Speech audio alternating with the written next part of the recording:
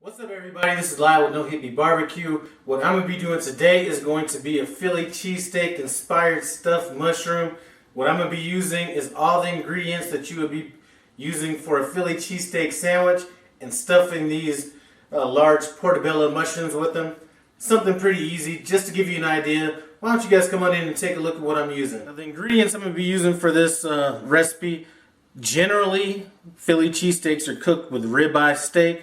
I had this tri-tip that I bought at the store for $8.96. It's a little bit browner than what I'd like, so I figured rather than just throwing it on the smoker or something, I'd just go ahead and slice it up and use it in this recipe. So we got that. We have some sliced green peppers, some sliced onions, the portobello mushrooms we're going to be using.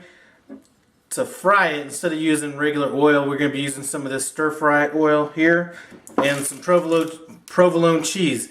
Anyway, I'm going to get to slicing up this meat and getting the gills taken out of these mushrooms, and we'll pick it back up. One thing that I've done with this steak is I've had this in the freezer for about 45 minutes, and the reason I did that is it's going to make it a lot easier for me to thinly slice.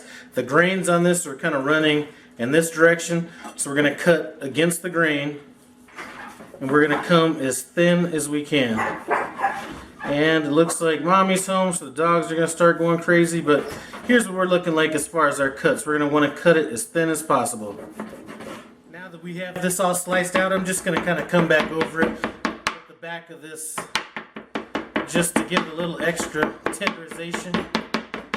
Okay, we have our meat sliced. They did give me one raggedy mushroom, and I'm a little pissed off about that, but I've already got the gills removed from this one. So basically all we're going to do is come in here, get the stem out, and then we're going to come around the inside.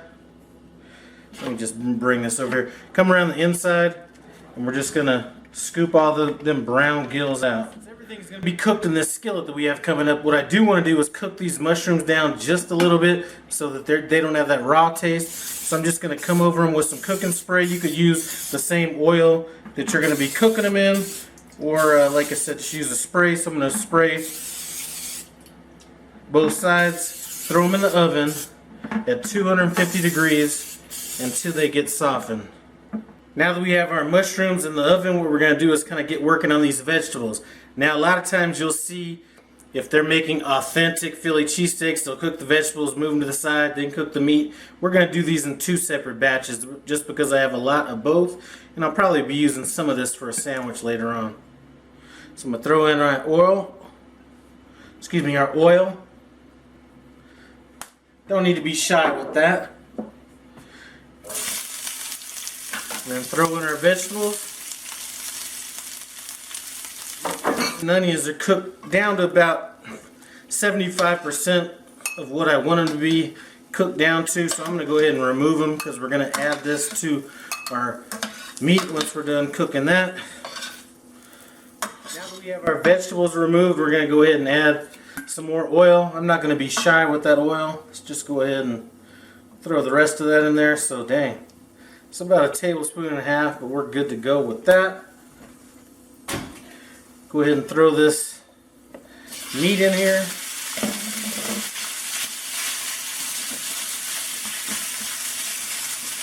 I'm going to break that up a little bit off camera. Going to hit it with some salt. A little bit of pepper. I like to go a little heavy on the pepper. And a little garlic powder. It's about cooked. We're going to go ahead and add our vegetables to it. I am going to go ahead and set a little bit aside because I have a vegetarian hippie as a daughter that needs to have special food made, so here's what we're going to do.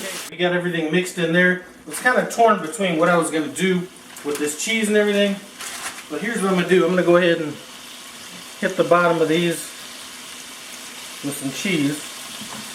What I did was shut the burner off, put a couple more cheese slices on it, and we're going to go ahead and just put the top on. The cheese should melt into that, then we'll get stuff in these mushrooms. Looks like the cheese is kind of melted on this. Now I'm just going to go ahead and take a little bit. We're going to add it to each of these mushrooms except for the hippie mushroom. So we We've got our meat mixture on that. I'm going to go ahead and get my little special order done over here with just the vegetables. And I've been eating this meat, kind of snacking on it. I'm going to tell you that the tri-tip is a good choice on this meat. So got that on there. Let's go ahead and we're going to just go ahead and top these with some more provolone cheese. We're going to throw this in the oven, and I'm going to put it on broil just for probably about a minute, minute and a half to kind of melt that cheese down, and then it's done. What they look like just coming out of the oven. What I'm going to do is go ahead and set these aside, let them cool off a little bit, and then it's going to be time to go ahead and try them out. These mushrooms are a done deal. I already gave a bite to my wife. She says that they are off the hook. I haven't tasted it yet, so I'm going to go ahead and cut off a piece of it. And let me make it a small piece so I don't have anybody talking about how I chew on camera.